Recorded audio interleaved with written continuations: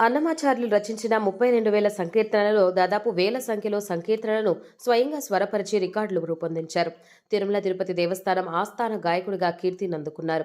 ఆధ్యాత్మిక భక్తి జానపద సంకీర్తనలను తనదైన శైలిలో పాడి తెలుగువారి హృదయాలలో సుస్థిర స్థానాన్ని సంపాదించుకున్నారు.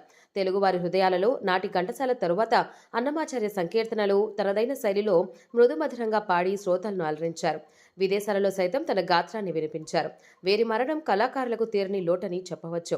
అదివో అల్లదివో అని గొంతెత్తి పిలిచినా, వెనురో భాగ్యం విష్ణు కథ అని పలికినా, అంతయు నీవే హరి పుండరీకాక్ష అనే పాటను తాను ఇష్టపడిన, వచ్చెను అలిమేలు మంగమ్మ అని కొనియాడిన, నానాటి బతుకు నాటకం అని వేదాంత ధోరణిలో వినిపించిన, భావములోని బాహ్యమునందున అంటూ అంతర్లీనంగా పాడిన, అంతర్యామి అలసితి సొలసితి అని తుదిశ్వాస వరకు తన గాత్ర మాధుర్యంతో భగవంతుడు శ్రీహరిని, అమ్మవారు అలిమేలు మంగమ్మను, ప్రజల హృదయాలను దోచుకున్న గాయకుడు గరిమెళ్ల బాలకృష్ణ ప్రసాద్ మనందరినీ వదిలి అమరలోకాలకు వెళ్లారని చెప్పుకోవడం బాధాకరం.